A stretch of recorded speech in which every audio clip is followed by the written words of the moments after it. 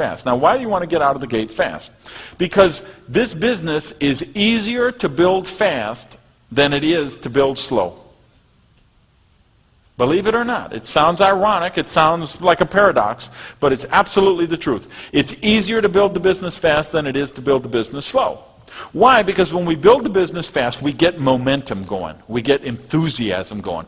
People who see exponential growth going on in the organization put extra time and extra effort into the business, and the whole organization grows faster as a result. When a rocket takes off, you know, a rocket might use 75, 85% of its fuel just to get off the launch pad and get out of the atmosphere. And then once it's out of the atmosphere, with 20% of the fuel, it can go from here to Mars and back, or here to the moon and back, or whatever the case may be.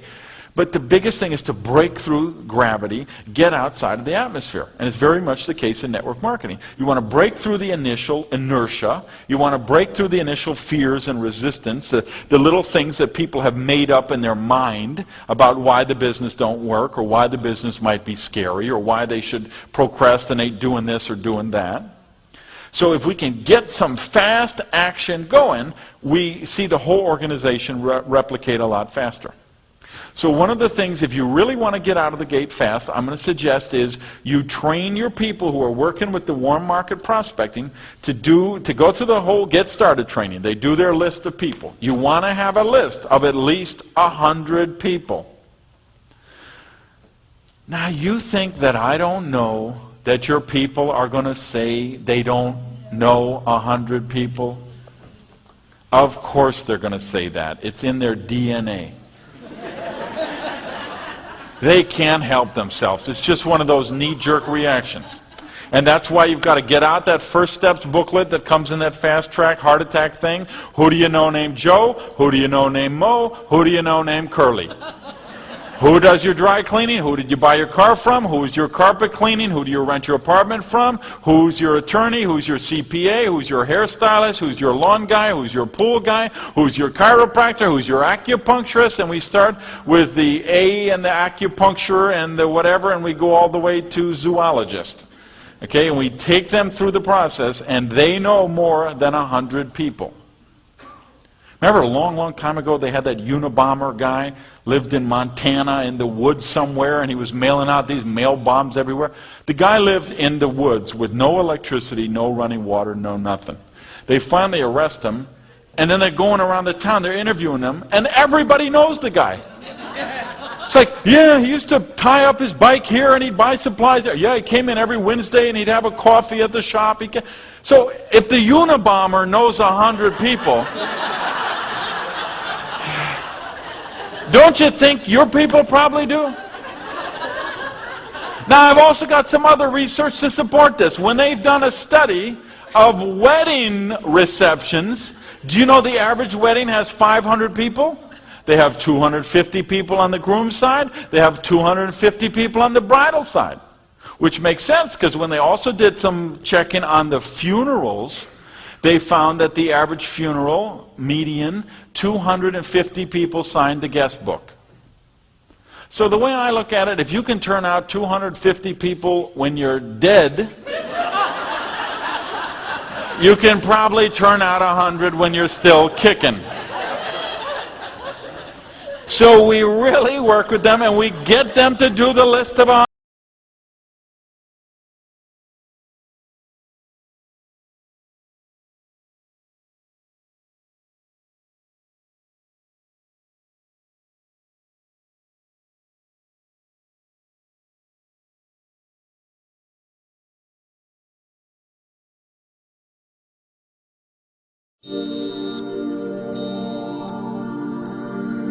Calvert, I'd like to welcome you to this week's MLM Minute, and this is one of the most important messages that I can share with people, especially new people. When you get involved in the industry, we have to recruit. Now, you can go out and sell a hot product and you can make some really good part-time money, but if you're not recruiting people, you're not going to build your business. It's not going to happen. And the thing that I've seen over the years is people get so emotionally involved in who joins and who doesn't join. You know, and they get 3 or 4 people and they just bug those people to death until they join the business. Finally, they give in and they join, and after they join, they don't do anything. So you haven't accomplished a thing. If you look at most organizations of people that have 30 to 50 people, because it takes this many people usually before we figure it out, if you have 30 to 50 people, over half of them are only there because you wouldn't leave them alone. They're not going to produce, they're going to complain, they're going to gripe, and it's not worth it. If you can get anything in your mind about how to do this business and do it correctly, is the name of the game.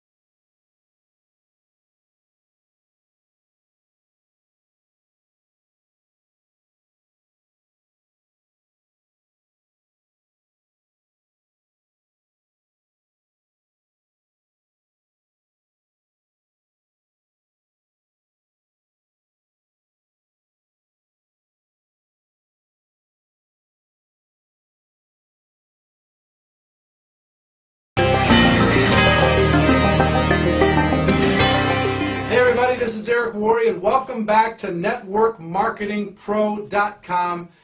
And we're talking about building an active candidate list. Yesterday we talked about the first 2 steps to creating never-ending prospects, and that's number 1, to get a journal, some physical kind of tool to be able to put all your contacts into. And second is to do this comprehensive list of all your existing contacts through all the different methods. And I hope you've started with that process. I hope you started. Today we're going to talk about the 3rd, 4th, and 5th, as promised, ways to continue to develop this list.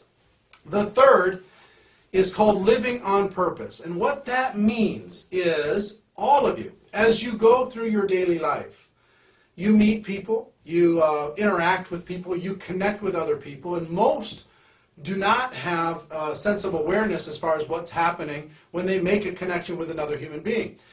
Living on purpose means this: you're going to be aware of these interactions, and when somebody gives you good service, or someone is nice to you in business, or you meet somebody at lunch, you're going to get their contact information. Just get their contact information. Don't be one of those people that's aggressive and pushy and grabbing somebody and saying, hey, come take a look at my business. I will tell you, I rarely approach somebody right away when I meet them and get their contact information. Even if I think that they would be great, I rarely approach them in that initial setting. I get their contact information, put it into my journal, and then I create a game plan for contacting them in a way that I think will be most effective. In other words, I control the environment when that happens. So this is just a game plan of basically starting your day and deciding every day you're going to figure out a way to add 2 people to this list. You're going to just add 2 contacts to this list in living your life. Somebody's nice to you, compliment them, get their contact information, put it into your journal. Somebody gives you good service at the restaurant, compliment them, get their contact information. If it's appropriate, let them know that it's not a come on, you're not trying to hit on them or whatever. Make sure that they feel comfortable. Let them know that you have a business that might hold an interest for them. You can get their contact information, something that will make them feel comfortable, and then write it down in the book and be done with it. And later on, you come up with a game plan. If you meet somebody at lunch, or you meet somebody you haven't seen in a while and they're not in the list yet, just try and raise your awareness every single day. 2 a day is 700 a year. 700 a year going into this book is going to create a great situation for you as you continue to move down the road. It's much better than draining the list and being done with your business. So that's number 3, living on purpose. Living on purpose. Raise your awareness, and as you get out in the world, make connections with other people in the world. Add those connections to your journal. Number 4 is actively searching. Living on purpose is kind of this passive. You're going out in the world, but as you're living your life, you're meeting people and you're getting contact information. The active searching is for you to be able to change and grow, and we are a networked business and we're a networked world. You're going to maybe have to do some things that you haven't done before. What does that mean? You might have to join some social groups, join a new health club, go to some networking events, meet some people. There's a great book by a friend of mine called Keith. His name is Keith Ferrazzi. The book is called Never Eat Alone. Get this book. It's a great networking book. And I would suggest that you do that. I mean, if you're going to go out, never eat alone. And if you're eating with somebody, eat with somebody else.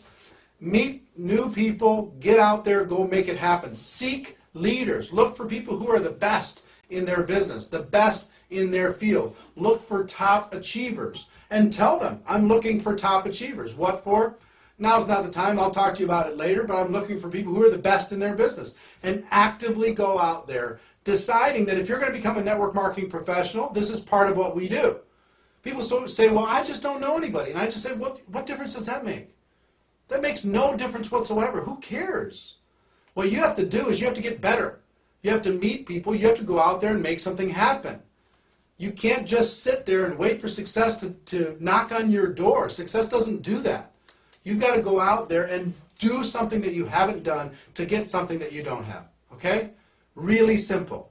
So, 3 is living on purpose. 4 is actively searching for quality people and deciding that you're going to go out into the world, get uncomfortable, and meet some people and add them to your journal. Number 5 is social media. Social media. Okay, so many people involved in social media. Facebook and Twitter and MySpace and all these different social media platforms. And I will tell you, there are so many network marketing idiots online today. It makes me so uncomfortable and it makes me so upset because, and I will tell you, I don't believe that I believe that they're idiots, but most of them are innocent in their ignorance. I don't know if that makes sense. What they're doing is they're going out there, they're so passionate. Oh, this could be the key. This could be the shortcut. Think of all the people that I could bring into my business. Oh, this is so exciting. And they go out there and they really give our profession a bad name. I mean, they're just out there hounding on people. Hi, I'd like to be your friend. Now let me tell you about my business. You know, hi, you know, would you like to take a look at my business? And you've never even asked to be my friend. I don't even know you. It's so wildly inappropriate. Even in auto responses on things like Twitter, oh, thank you for following me. You know, come join my business. I think, whatever, man. And here's the ticket. I will tell you, social media is a great way for you to actively search for quality people around the world. Not only in your local area, but outside of your, 100 miles from you. Even around the world, on the opposite side of the earth, you can find somebody and develop a friendship, develop a relationship with them. But here's the secret. Don't use the medium as a way to prospect. In other words, if you meet somebody on Facebook, don't prospect them on Facebook. If you meet somebody on Twitter, don't prospect them on Twitter. If you meet somebody on MySpace, don't prospect them on MySpace. Meet them, yes. Make friends, yes. Talk to them, yes. But then if you want to approach them about your business, do that offline. Do that away from the social media platform. Because if you do it inside the social media platform, you're going to get blacklisted. No one's going to want to be your friend. You're just that kind of a boorish person that is at the party that just sits there and tries to recruit everybody in the room while everybody's hanging out having a party. That's what social media is a place. It's kind of a cocktail party where everybody can hang out and get to know each other, okay?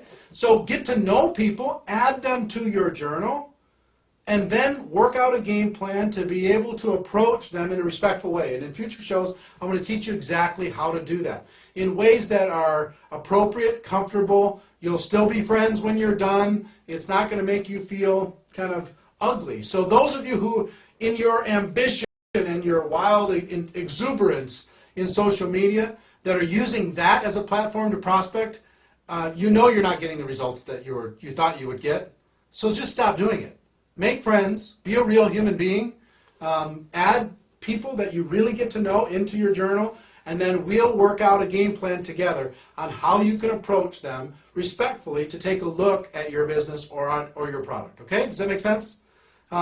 Please don't be one of those online idiots, and there's so many of them out there on the internet today. So, to recap the last 2 days, 1, get a journal. Number 2, you're a comprehensive, exhaustive, existing contact list.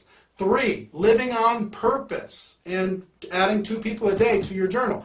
4, an active search of quality people. And 5, social media. How to use it, how not to use it in order to be able to be successful. So, I hope all this is helpful to be able to add to your list. You should have a really great, robust, comprehensive list. In future shows, the next couple shows I think you're going to find fascinating. I'm going to talk to you about why prospects lie. Yes, why prospects lie, and how to manage your emotions inside of the prospecting process, okay, which is one of the most important things you're going to need to learn. Question of the day. How hard are you prepared to work in order to be able to achieve your dreams in the network marketing profession? Ladies and gentlemen, my wish for you is that you decide to become a network marketing professional, that you decide to go pro. Ladies and gentlemen, we have a better way. Let's go tell the world. Till tomorrow, have a great day, and we'll see you next time. Bye-bye.